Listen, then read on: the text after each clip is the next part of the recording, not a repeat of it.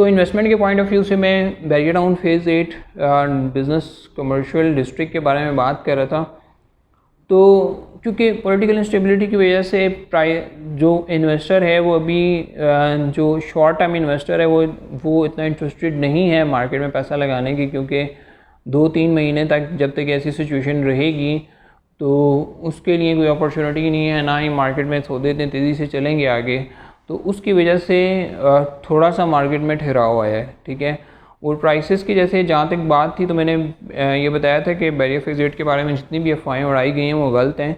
और उनकी वजह ये थी कि क्योंकि रिंग रोड जहाँ जहाँ पे टच कर रहा है वहाँ पर मुख्तलिफ लोगों ने जो सोसाइटीज़ बनाई हैं उनके प्लॉट्स को भी उन्होंने सेल आउट करना है, तो उसकी वजह से वो ये बोलते हैं कि ये इसकी मार्केट जो है वो गिर रही है, ठीक है, बिज़नेस डिस्ट्रिक्ट की। लेकिन ऐसी बात नहीं है। यहाँ पर जितनी तेज़ी से कंस्ट्रक्शन जारी है, क्योंकि आप देख सकते हैं कि सिर्फ 3 साल के अरसे में जो प्राइस 6 करोड़ 75 लाख रुपए थी वो तकरीबन 18 से 19 करोड़ रुपए पे चली गई। तो ऑलरेडी तकरीबन 10 करोड़ रुपए से ज़्यादा के लोगों को फ़ायदा हुआ है, ठीक है।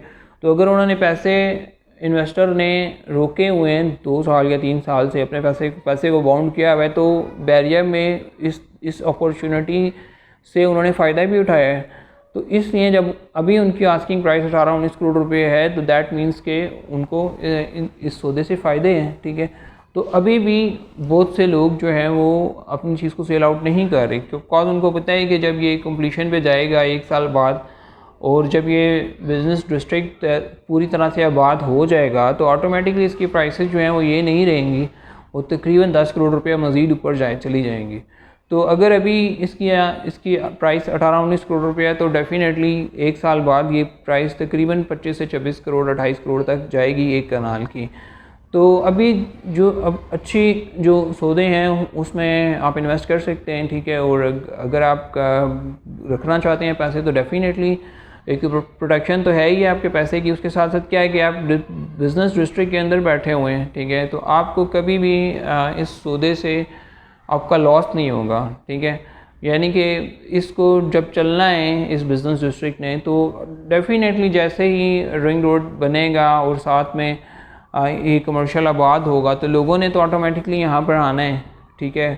तो वो अट्रैक्ट करेंगे तो उनके पास 2 ही स्पॉट्स होंगे, ठीक है। या तो वो एक इस्लामाबाद में अगर जो बिज़नेस कम्युनिटी है उसको टच करेगा और दूसरी बिज़नेस कम्युनिटी आपको पता है कि वो यहाँ पर मूव कर रही है। और बहुत सारे बड़े बड़े बिल्डर्स कराची के जो है इस्लामाबाद के रावलपिंडी के वो यहाँ पे आ चुके हैं। तो ऑलरेडी उनके प्रोजेक्ट्स चल रहे हैं, अपार्टमेंट्स के चल रहे हैं, शॉप्स के चल रहे हैं। अपार्टमेंट्स की मैं आपको बता दूँ प्राइसेस जो हैं वो तकरीबन 1 करोड़ 75 लाख से लेके 3 करोड़ रुपए तक है। इसी तरह अगर कमर्शियल शॉप्स की बात करें तो कमर्शियल शॉप्स की जो प्राइसेस हैं वो भी तकरीबन 2 करोड़ से लेके 4 करोड़ रुपए तक है।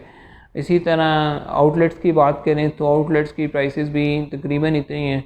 तो ये लोकेशन पे डिपेंड करता है कि किस प्रोजेक्ट में उसकी लोकेशन क्या है, उस हिसाब से अगर आप इन्वेस्ट करते हैं तो डेफिनेटली आप जो है आपको उससे फ़ायदा होगा।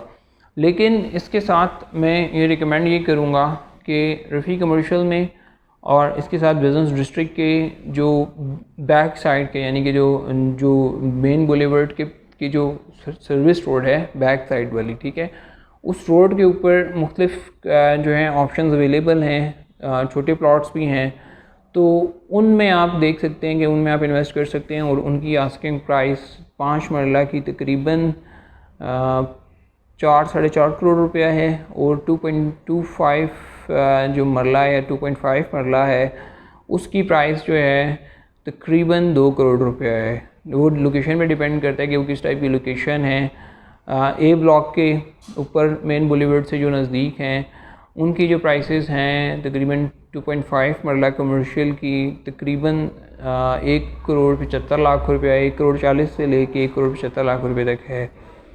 तो अभी राइट टाइम है इन्वेस्टमेंट का, ठीक है, क्योंकि अभी अगर आप इन्वेस्ट करते हैं, क्योंकि जैसे ही बिज़नेस डिस्ट्रिक्ट आबाद होगा तो डेफिनेटली ये जो साइट की ऑप्शंस हैं कमर्शियल की A block, B block, C block के अंदर ये फिर अवेलेबल नहीं होंगी। इसी तरह रफ़ी कमर्शियल के अंदर भी जो चीज़ें अभी अवेलेबल हैं इस प्राइसेस के ऊपर वो फिर बाद में इस प्राइसेस के ऊपर नहीं मिलेंगी। तो अभी राइट टाइम है इन्वेस्टमेंट का, ठीक है। और अगर आप अपनी इसमें इन्वेस्टमेंट को रोकते हैं 1 साल 2 साल तो डेफिनेटली आपको एक सौदे के पीछे 1-2 करोड़ रुपया छोटे सौदे के पीछे बचाना आसान है, और इसी तरह बड़ी डील के अंदर तो आप जो है 5 से 6 करोड़ रुपया भी कमा सकते हैं। फेज़ 8 के बारे में इतनी डिटेल में बात करने की जो वजह थी वो ये थी कि जितने भी आप देख लें कि जितने लोग भी इसको रिव्यू कर रहे हैं वो इन चीज़ों को इतनी डिटेल में नहीं देख रहे, ठीक है, कि इसके जो मेन स्कोप है वो क्या है मार्केट के अंदर। यानी कि मार्केट में एक जैसे ब्लू एरिया के अंदर का एक स्कोप है, वहाँ पर ब्रांड्स हैं, वहाँ पे हर चीज़ है, वहाँ पे एक पूरा बिज़नेस का हब है, वहाँ पे ट्रेडर्स बैठे हुए हैं, ठीक है। तो वो एक जो चीज़ है जो कि रावलपिंडी के जो रिहायशी थे जो कि एक अरसे से इस चीज़ की ज़रूरत का शिकार थे कि उनको भी एक ऐसी चीज़ चाहिए थी कि जहाँ पर वो ये सब चीज़ें अवेलेबल हों, जहाँ भी एक ऐसी एक्टिविटी हो रही हो जहाँ पर वो बाहर से लोगों को बुला के उनके साथ डील्स कर लें आसानी से। तो वो जो अपॉर्चुनिटी है वो बैरिया ने क्रिएट की है फ़ेज़ 8 के अंदर। और मैं आपको एक बात और भी बता दूं कि बैरिया के जितने भी सेक्टर्स हैं फ़ेज़ 1 to 7 इसमें सबसे बड़ा फ़ेज़ 8 है, ठीक है।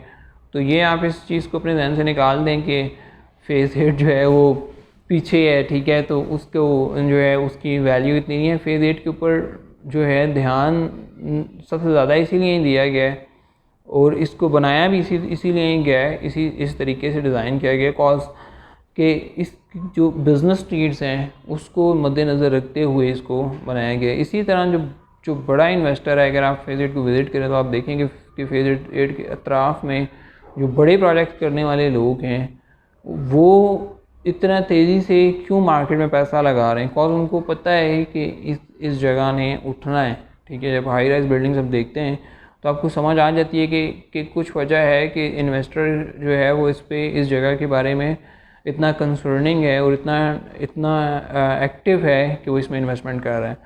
तो इस तरह की किसी भी बिज़नेस अपॉर्चुनिटी के लिए आप उससे कांटेक्ट कर सकते हैं। हमारे पास मुख्तलिफ़ किस्म की डील्स मौजूद हैं जिसमें 2.5 लाख की कमर्शियल भी मौजूद हैं। इसी तरह कमर्शियल में अगर आप जाएं तो 1 कनाल कमर्शियल भी है बिज़नेस डिस्ट्रिक्ट के अंदर। इसी तरह फ़ेज़ 8 बिज़नेस डिस्ट्रिक्ट में हमारे पास 2 कनाल के भी प्लॉट्स अवेलेबल हैं।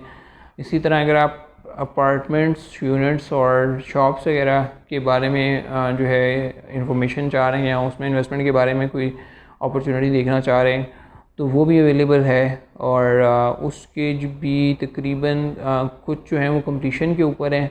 कुछ प्लाजा हमारे पास ऐसे हैं जो कि कंप्लीशन पे हैं और कुछ जो है वो प्रॉमिसिंग के ऊपर हैं कि वो 1-2 साल के अंदर डिलीवर करेंगे। अच्छा, हम एक बात मैं और ऐसी बता दूं कि बहुत सारे लोग जो हैं वो रेंटल वैल्यू के साथ आपको प्लान्स देते हैं अपने प्लान बेचने के लिए, कॉज के वो गारंटेड होते हैं कि वो अपनी प्रॉपर्टी को जो है वो डिलीवर करेंगे, सही है। और अगर आपको जो है 1-2 साल बाद अगर आपने बेचना हो तो आप उनको उसी प्राइस के ऊपर भेज दें। तो ये बता दूं आपको कि ये तो एक कॉमन सी बात है कि ये तो आपकी अपनी कस्टमर सेटिस्फेक्शन गारंटी होती है कि उसको पता है कि भाई मैंने यहाँ पर एक चीज़ ख़रीद ली और उसकी वैल्यू इतनी है और कंपनी जो कंपनी मुझे ऑफ़र कर रही है, जो प्रोजेक्ट ऑफ़र कर रही है उसके मुताबिक वो इतनी श्योर है कि वो इस प्रोजेक्ट को इस तरीके से डिलीवर करेगी। लेकिन मैं आपको इससे भी बेहतर चीज़ ये बता दूँ कि इससे बेहतर ये होता है कि आप ऐसे प्रोजेक्ट में अपने आप को बाउंड करके अगर आप 2-3 साल बाउंड रहते हैं तो उस प्राइस को आप कैलकुलेट करके ऑन ग्राउंड अगर कोई चीज़ मौजूद हो तो आप उसको परचेज़ कर लें, उससे ज़्यादा बेहतर है। कॉज एक आपके लिए दर्द सर भी होगा कि आपने उसमें से देनी भी है, आप उसके इंस्टॉलमेंट भी पे करते हैं और उसी से ही रेंटल वैल्यू के अकॉर्डिंगली पैसे ले भी रहे होते हैं, ठीक है। तो इसके बजाय अगर आपके पास ऑन ग्राउंड कोई अच्छी डील मौजूद हो तो आपको वो नहीं करनी चाहिए। मतलब कि एक कॉमन सेंस है कि अगर आपके ऑन ग्राउंड डील मौजूद है जो कि रेडी है फुल फ्लैश तो आपको उसमें पैसे लगाने चाहिए, इंस्टेड कि आप एक ऐसे प्रोजेक्ट में पैसे लगाएं जो कि जिसको अभी 1 साल बाद जो है बनना शुरू होना है या जिसकी अभी एक्सकवेशन स्टार्ट हुई है या ग्राउंड ब्रेकिंग हुई है।